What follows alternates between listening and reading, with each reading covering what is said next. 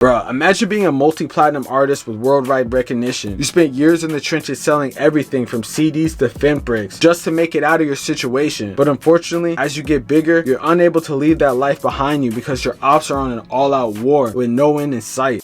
Shots rang out in the 900 block of Baxter Avenue last night.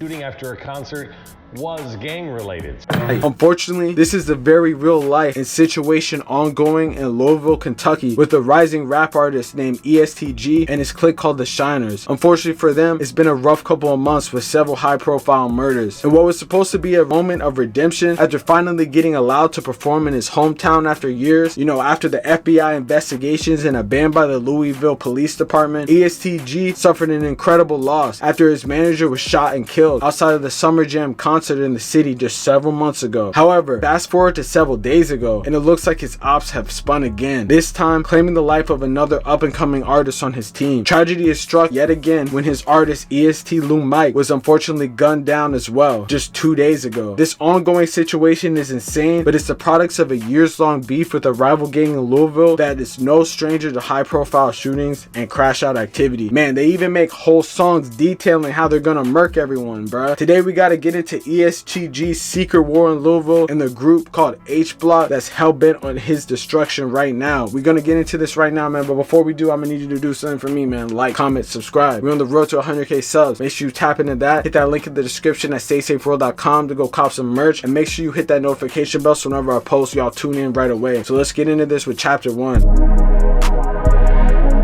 The ongoing situation with EST and Hblocc has a very dark and disturbing story. It has claimed multiple lives over the years, including the lives of both steppers and innocent bystanders such as children. Shit might almost have claimed EST Gee's life himself, and he was a victim of a shooting a couple years back. In my eyes, it seems like this ongoing situation could play a major part in the reason why the FBI was previously investigating EST Gee and his associates a couple years back. I mean, that or also could be the constant claims of dealing massive amounts of fentanyl in his songs, but that's a story for another day. This beef, like many other beefs in the rap world, have a deeper story and we gotta talk about it, but in order to get to it, we gotta go back to the jump to even understand how things got this deep with bodies dropping on both sides. It all starts with EST Gee. You see, EST Gee, or his real name George Albert Stone, was born in the Clarksdale Project neighborhood of Louisville, Kentucky. His family, like many others at the time, moved from the Clarksdale Projects to an area of South Louisville called Newburgh. You see, Newburgh was one of the first historically black neighborhoods in the city, so many of the residents felt they could raise their kids in a better environment moving out towards a suburb type area. But it was always known as more quiet compared to other parts of the city, but gang-wise had its hustlers and dealers in its area. Growing up at that time off the 5500 block of Riata Drive, EST Gee was a star football player with aspirations to make it to the NFL, going from high school to eventually playing at JUCO, which then led him to an opportunity at Stephen F. Austin University in Texas. He would go on to try out at NFL Combine, but didn't have any success, so he decided to get knee deep in the streets. Using his connections in various states that he made from jumping from school to school, he was able to start moving loads across the country and back to Louisville, making mad bread along the way. Forming the clique EST, or Everyone Shines Together, or the Shiners as they're also called. Unfortunately, this newfound money play would get him caught up and he would get arrested. When he was down and needed someone to bail him out though, an old friend from his high school days by the name of G Peso would bail him out and convince him to focus on rapping. This connection would be very important to the ongoing beef that goes on today. You see,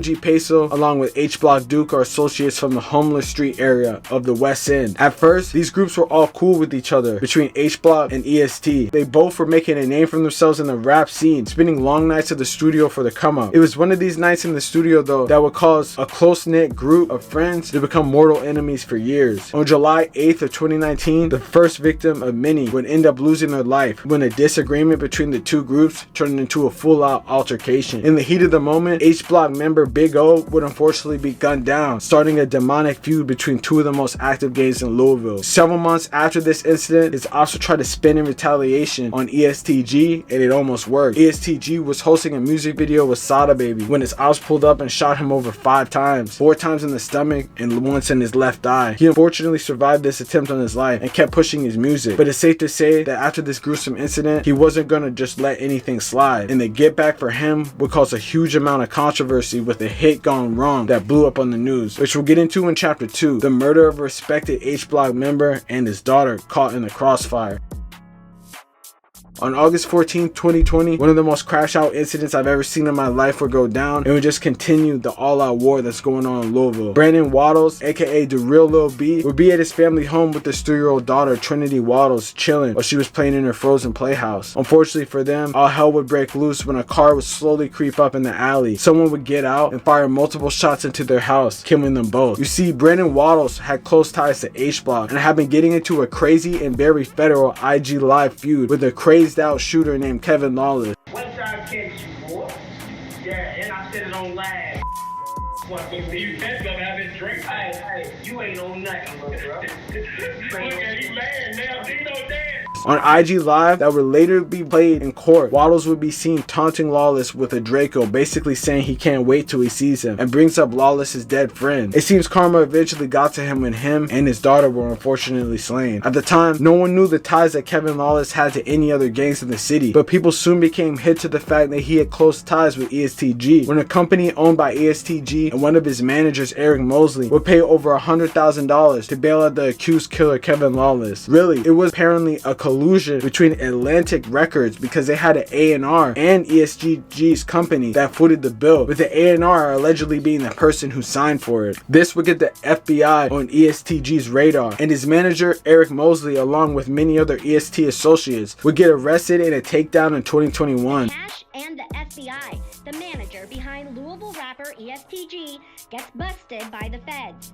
The news of Eric Mosley's arrest brought Trina Waddles to tears. It's a hard thing to even get over. Waddles is the great aunt of 3-year-old Trinity Randolph and the aunt of the child's father, Brendan Waddles. Our troubleshooter investigation found Mosley and EST Gee, or George Stone, paid $135,000 to bail out Trinity's accused killer. While many thought that this takedown would take many shooters off the streets and calm the violence, it was far from the case, because a recent slew of violence would continue with multiple people dying on both sides, the most recent being a very close member to EST Gee, which we'll get into in chapter 3. Following the raid on EST Gee in 2021, there were several shootings that took out the friends of EST and Get Back that would also take out members of Hblocc. Ever since EST's infamous FBI raid, the police basically banned EST Gee from performing in the city out of fear of retaliatory shootings. Several years later, the city finally agreed to let EST Gee perform at a Summer Jam concert with huge headliners. I guess they thought the amount of people that this event would bring would outweigh the safety concerns. The city agreed to it, and even though a heightened police presence was there to ensure that nothing crazy would go down, something definitely went down. EST Gee's booking manager would be gunned down right outside the venue. The EST Gee Summer Jam concert was held behind me here at the Yum Center on Saturday, but LMPD's concern and warnings about gang violence connected to the concert started much earlier this year. Louisville police had extra officers outside the KFC Yum Center for Saturday's concert. These are some questions WDRB recently submitted to LMPD's interim chief Paul Humphrey regarding EST Gee. What concerns did the department have before the event? The response: Mr. Stone's validated gang member status and the EST Gee gang's involvement in prior violent crimes that have taken place in our community, paired with the information we received leading up to the concert, is the reason extra security was put in place. Humphrey also told us police shared concerns with the Yum Center as early as April. We also asked, is there a connection between the concert and the homicide that happened several blocks away? LMPD said George Albert Stone III, or EST Gee, and the homicide victim Devontae Beach are validated gang members. Devontae Beach, aka EST Big Beach, was sitting outside the KFC Yum Arena in his car when shots would ring off, claiming his life. The shooting occurred on the 800 block of West Main Street, with EMS pronouncing Big Beach dead at the scene. They've yet to have any suspects coming out, but many pointed to the ongoing situation with Hblocc as the main reason for his death. Regardless, it remains to be seen how he was posted up in the block and didn't notice anyone coming up to his car, as well as how would these would-be shooters know exactly what car he was sitting in. It was a lot of random and strange questions. Even though this would happen, bloodshed would not stop there, with another high-profile shooting happening just 2 days ago that claimed the life of another EST member, which we'll get into in the final chapter, chapter 4.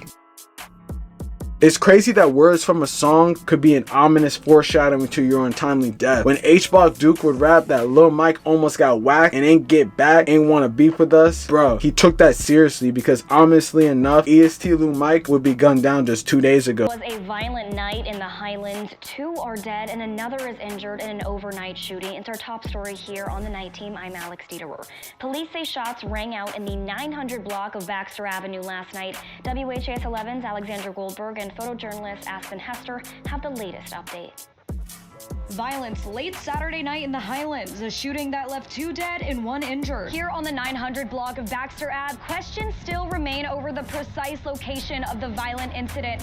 But what we do know is that Highlands bargoers are shaken up. Officers were called to the 900 block of Baxter Avenue around 1:45 a.m. on reports of shots fired. 1 man was found dead at the scene. 2nd man was taken to U of L hospital where he died. Later, police were notified by hospital staff of a 3rd man who had taken himself to the hospital after being shot. He's expected to survive. Unfortunately, one of the men who were killed was apparent Shiner member EST LU Mike. EST LU Mike had a documented history of dissing as well. Bro even had a song called like Piss on Your Grave or something like that. Bro was going crazy, and honestly the scene in Louisville is one of those scenes that kind of remind me of like the Chicago drill scene, especially with this dude Hblocc Duke basically going out of his way dropping mad ESTK diss tracks and everything. Seems that he's hell-bent on ending these dudes. I mean, this whole situation is full of just crash outs, full of just sacrificing it all, you know, murking people and innocent bystanders, but it's stuff that they rap about, and it just goes to show, man, even when you're big and successful, it doesn't even matter. You shouldn't even stay in your own city because people are looking to end you. I don't know why if you were in EST that you would still be in the city at all. Like, I don't think anyone from that group should still be in the city, especially with all the fame that you have, you know. Let them have that. I mean, I understand that a lot of your family is there and there's a lot of things that you don't want to leave behind when you go to like New York or LA or Atlanta or something like that, but man, it's not worth it. You see, one by one these people are getting taken out, and I'm sure that there's people getting taken out on both sides because it's just a destruction of a community. But one side is obviously super famous, so everyone's going to see that on the news, and the other side is just kind of not as big, but definitely making a name for themselves. So I'm sure that there's stuff happening on both sides, but it's just unfortunate, and it's a crazy situation that the FBI somehow overlooked years ago, and I wonder what's going to happen now if they're still going to be checking out everything that went down, because it's pretty brazen in front of everyone, man. But hey, let me know in the comments what they could have done differently, man. Let me know what y'all would have done if y'all were in that situation. Would you have left the city or would you have stayed? What do you think that EST Gee is thinking right now after losing 2